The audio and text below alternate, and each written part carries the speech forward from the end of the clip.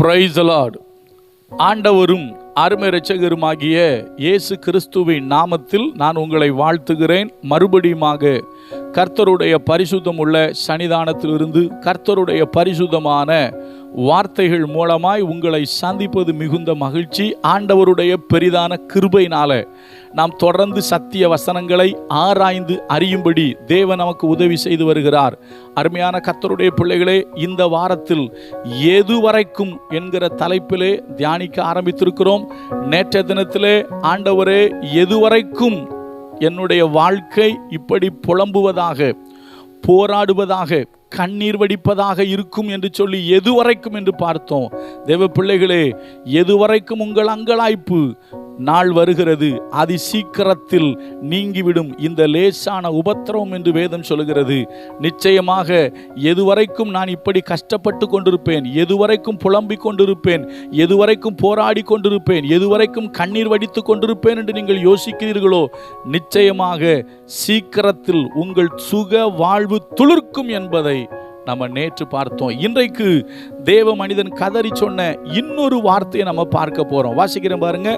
சங்கீதங்களின் புஸ்தகம் 74வது சங்கீதத்தில் நான் கொஞ்சம் கீழே இருந்து மேலே போறேன். 9, அதாவது 10 படிச்சுட்டு அப்புறம் 9 படிக்கிறேன். அப்பதான் கொஞ்சம் உங்களுக்கு விளங்கும். தேவனே, எதுவரைக்கும் சத்துரு நிந்திப்பான், பகைவன் உமது நாமத்தை எப்பொழுதும் தூஷிப்பானோ அப்படி சொல்லிட்டு முந்தின வசனம் சொல்றாரு, எங்களுக்கு இருந்த அடையாளங்களை காணோம், எங்களுக்கு இருந்த அடையாளங்களை காணோம், தீர்க்கதரிசியும் இல்லை, இது எதுவரைக்கும் என்று அறிகிறவனும் எங்களிடத்தில் இல்லை. அப்போ இது எதுவரைக்கும் அப்படின்னா அவர் சொல்றாரு, அதான் அடுத்த வசனம் படித்தேன். தேவனே, எதுவரைக்கும் சத்துரு நிந்திப்பான்.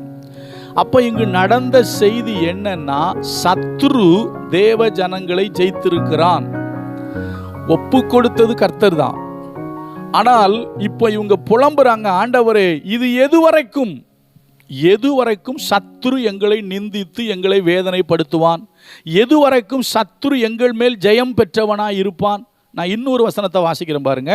அதே சங்கீதம் 74ல் 4ஆம் வசனம் படிக்கிறேன். உம்முடைய சத்துருக்கள் உம்முடைய ஆலயங்களுக்குள்ளே கர்ஜித்து தங்கள் கொடிகளை அடையாளங்களாக நாட்டுகிறார்கள். சத்துரு எங்க பூந்து தீமை செஞ்சுக்கிட்டு இருக்கான்? ஆலயங்களுக்குள்ள. நல்லா கவனிங்க. மணிப்பூர்ல ஆலயங்களுக்குள்ள சத்துரு ஆலயங்களை தீக்கிரையாக்கினான். இன்றைக்கும் வட மாநிலங்களில், ஏன் தமிழகத்தில் கூட சில இடங்களில் ஆலயங்களுக்கு விரோதமா, ஊழியங்களுக்கு விரோதமா, ஊழியக்காரங்களுக்கு விரோதமா சத்துரு கர்ஜித்திருக்கிறான். வட மாநிலங்களிலே சத்துருக்கள் ஆலயத்திற்குள்ளே புகுந்து ஆலயத்தை அடிப்பதும், போதகரை அடிப்பதும், அங்கே அவர்கள் கொடிகளை நாட்டுவதுமாக இருக்கிறார்கள். இதே போலதான் அந்த நாட்கள் நடந்திருக்கு. அவங்க சொல்றாங்க, சத்துரு கர்ஜித்து ஆலயங்களுக்குள்ள வர்றான். அந்த வார்த்தையை பாருங்க. உம்முடைய சத்துருக்கள் உம்முடைய ஆலயங்களுக்குள்ளே கர்ஜித்து தங்கள் கொடிகளை அடையாளங்களாக நாட்டுகிறார்கள். மிகுந்த வேதனையோடு சொல்றாரு. அடுத்ததுல போட்டிருக்கு, இப்பொழுது அவர்கள் அதன் சித்திர வேலைகள் முழுவதையும் வாட்சிகளாலும் சம்மட்டிகளாலும் தகர்த்து போடுகிறார்கள். உமது பரிசுத்த ஸ்தலத்தை அக்கினிக்கு இரையாக்கி உமது நாமத்தின் வாசஸ்தலத்தை தரை மட்டும் இடித்து அசுத்தப்படுத்துகிறார்கள். இது எல்லாமே இப்பொழுது நம்முடைய தேசத்தில் ஆங்காங்கு நடக்கிறது. அதனால தான் இந்த பக்தன் கதறான், ஆண்டவரே, இது எதுவரைக்கும்? ஊழியங்களுக்கு விரோதமா, ஊழியக்காரங்களுக்கு விரோதமா சத்துருக்கள் ஜெயம் கொள்ளுகிறவர்களாக, அடிக்கிறவர்களாக, நொறுக்குகிறவர்களாக எதுவரைக்கும் இருப்பார்கள்? எதுவரைக்கும் நாங்கள் இப்படிப்பட்ட சூழ்நிலையை சந்திக்க வேண்டும், தோற்று போன அனுபவத்தில் வாழ வேண்டும் என்று கதறுகிறார்கள். ஒருவேளை உங்க ஊழியத்துல, உங்க வாழ்க்கையில சத்துரு ஜெயம் கொண்டவனாக இருக்கிறானா? நீங்க ஒருவேளை தோற்று போன மாதிரி உங்க வாழ்க்கையில தெரியுதா? வேதம் சொல்லுகிறது, இந்த கல்லின் மேல் என் சபையை கட்டுவேன், பாதாளத்தின் வாசல்கள் அதை மேற்கொள்வது இல்லை. நிச்சயமா சொல்றேன், பாதாளத்தின் வாசல்கள் ஒரு நாளும் திருச்சபையை மேற்கொள்ள முடியாது. ஆனா தேவன் அனுமதித்திருந்தால் மேற்கொள்ளும். அப்ப தேவன் ஏன் அனுமதிக்கிறாரு?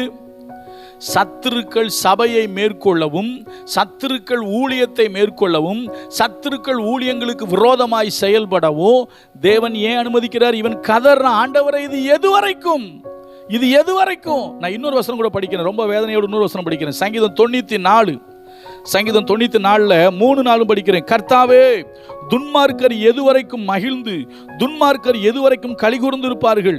எதுவரைக்கும் அக்கிரமக்காரர் யாவரும் வாயாடி கடினமாய் பேசி பெருமை பாராட்டுவார்கள்? இன்னைக்கு ஊழியங்களுக்கு விரோதமா, ஊழியக்காரங்களுக்கு விரோதமா, திருச்சபைகளுக்கு விரோதமா வாயாடுறாங்க, பெருமை பேசுறாங்க, என்னெல்லாம் பண்றாங்க.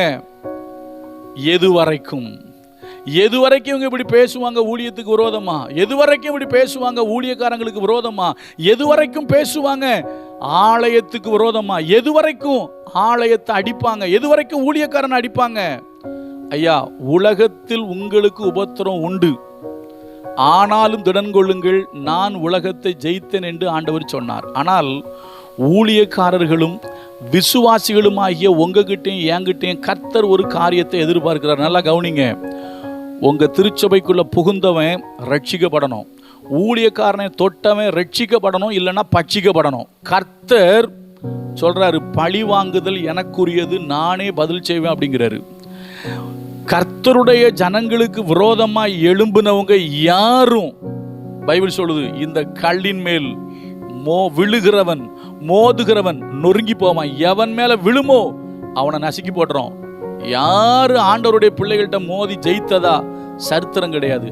ஆனா உங்களுக்கும் எனக்கும் ஒரு எச்சரிப்பு இதுல இருக்கு. ஐயா, எது வரைக்கும் சத்துரு இப்படி பண்ணிக்கிட்டு இருக்கான், எங்களுக்கு விரோதமா செயல்பட்டுக்கிட்டு இருக்கான், சத்துரு எழும்பி இருக்கான், இது எது வரைக்கும், இது எது வரைக்கும்னு கேட்கிற தீர்க்கதரிசி எங்ககிட்ட இல்ல.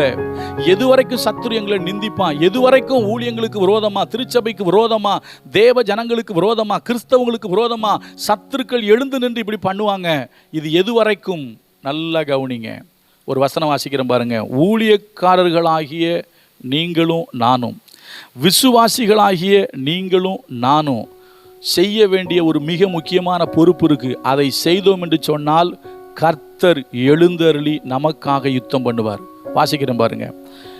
சங்கீதம் 81வது சங்கீதத்தில் 13ஆம் வசனம்.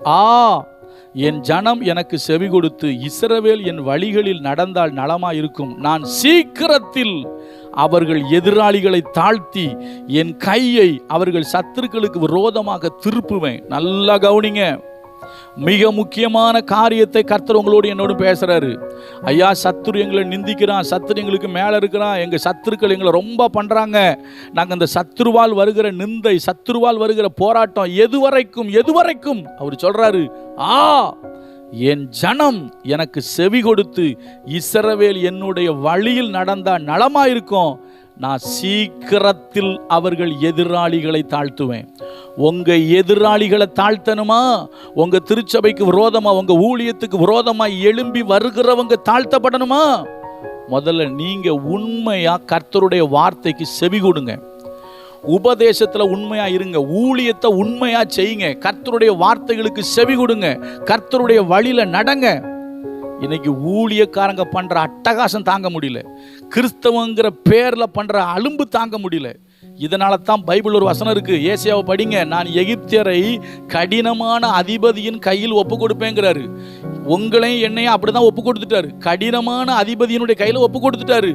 அதான் காரணம், நாம ஒழுங்கா ஊழியத்தை செய்யல, நாம கர்த்தருக்கு உண்மையா இருக்கல. உபதேச குழப்பம், தடி எடுத்தவெல்லாம் தண்டக்காரன், 4 வசனம் தெரிஞ்சா நானும் பாஸ்டர்னு சொல்லிட்டு வேதத்துல இல்லாதத பொல்லாதத பண்றதுதான் தேவன் சபையை, ஜனங்களை சத்ருவினிடத்துல ஒப்பு கொடுத்துட்டாரு. அதனாலதான் சத்ரு மேலோங்கி நிற்கிறான், நம்ம கீழே நிற்கிறோம். ஆனா அவர் சொல்றாரு, என் ஜனம் எனக்கு செவி கொடுத்து இஸ்ரவேல் என்னுடைய வழியில நடந்தா நலமா இருக்கும். நான் சீக்கிரத்தில் அவங்க எதிராளிகளை தாழ்த்துவேன். உங்க எதிராளிகள் தாழ்த்தப்படணுமா? இன்னைக்கே முழங்கால் போட்டு, ஆண்டவரே, நான் உண்மையான உபதேசத்தில் வாழணும், நான் உம்முடைய சத்தியத்துக்கு துரோகம் பண்ணக்கூடாது. என்ன சொல்லட்டுமா? வாந்தி எடுக்க வைக்கிற ஊழியம், தள்ளி விடுற ஊழியம், கீழே கிடந்து உருடுறத வீடியோ எடுத்து போடுற ஊழியம், என்ன பொழப்பு இது? இதெல்லாம் பண்ணிக்கிட்டு இதை போட்டு வீடியோவை எடுத்து போட்டு தேவ நாமம் தூஷிக்கப்படுற மாதிரி பண்ற வேலையெல்லாம் விடுங்க. கர்த்தருக்கு உண்மையா ஊழியம் செஞ்சு பாருங்க, உங்க மூலம் கர்த்தர் பெரிய காரியம் செய்வார். சீக்கிரத்தில் எதிராளி தாழ்த்தப்படுவான். கர்த்தர் நல்லவர், அவர் கிருபை நம்மேல் என்றும் உள்ளது. God bless you.